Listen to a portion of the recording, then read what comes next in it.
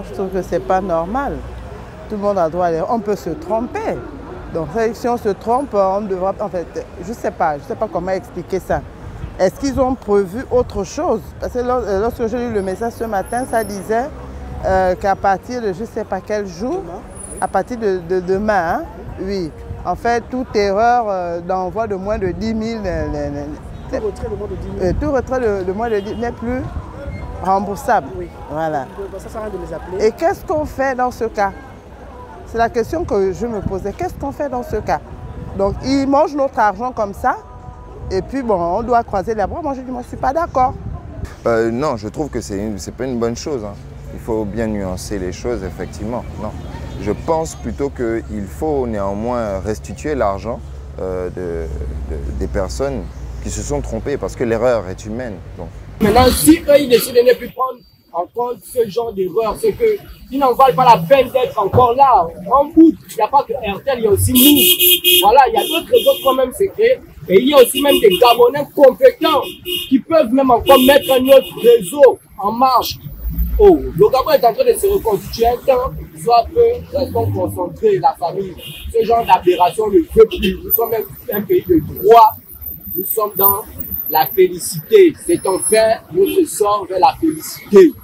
Par rapport au message qu'ils ont envoyé aux clients, je ne trouve pas qu'il est correct. Parce que vous avez peut-être des personnes qui sont dans des villages et qui envoient de l'argent aux enfants qui sont scolarisés en ville. Et une personne, par exemple, un parent qui ne maîtrise pas comment il faut faire des envois et qui se trompe par rapport à une transaction, ça va être très compliqué pour ces parents-là. Que ce soit les jeunes, que ce soit les plus âgés. Donc, qu'ils essaient de revoir un peu leur manière de faire. Je ne trouve pas que cette décision est sanitaire. En ce sens que tout le monde n'a pas les moyens de faire une transaction de 10 000 francs. Je vous dis que si le processus avait été mis en place pour pouvoir rembourser aux clients lorsqu'il y a une erreur, je crois qu'on doit la garder telle qu'elle avait été décidée déjà depuis longtemps. Donc dire que les transactions de moins de 10 000 francs ne doivent pas être remboursables, je ne trouve pas que cette décision est bonne. Mais c'est pas normal ce qui sont en train de se passer, parce qu'ils ne peuvent pas dire que lorsque quelqu'un envoie l'argent d'un autre numéro et qu'il ne peut pas faire le remboursement. Moi j'appelle ça du vol. Et ça ne peut pas se passer comme ça. C'est moins de 10 000. Moins de 10 000, c'est pas possible. Bon, si déjà moi, si j'envoie peut-être 5 000 à un autre numéro et que j'appelle que je me suis trompée, je fais comment? Donc ça veut dire que ce sont eux qui vont retirer cet argent. Et moi je perds. Moi j'appelle ça c'est un vol, c'est pas normal. Le directeur d'RTL n'avait qu'à revoir ça avec ses agents.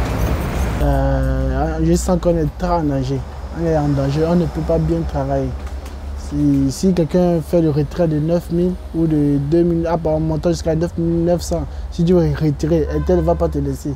Non, c'est pas bon, on est très en danger. Non, il faut qu'on trouve une solution. Sinon, on ne va pas marcher. Bon, déjà, RTL Gabon est une maison de communication. Ils prennent une mesure qui n'arrange pas les populations, en fait. Ils devaient au moins consulter, lancer une alerte pour sensibiliser la population par rapport à ça. Mais malheureusement, ce n'est pas le cas. Et ils prennent juste une décision et le peuple doit subir. Ce n'est pas déjà normal. Donc, moi, je pense que ce n'est pas une bonne idée de leur part. Ce n'est pas vraiment bien réfléchi. Ce n'est pas vraiment mûrement réfléchi de leur part.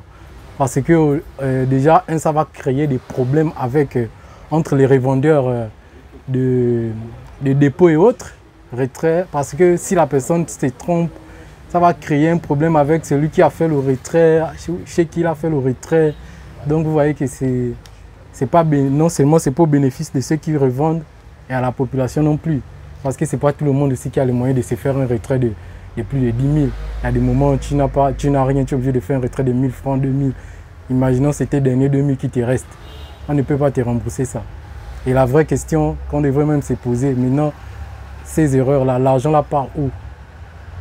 Ça va revenir à qui?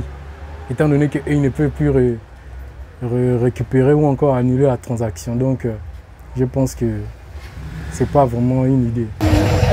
Mon message à l'endroit d'RTL Gabon, c'est dire que tous les clients doivent être traités au même niveau.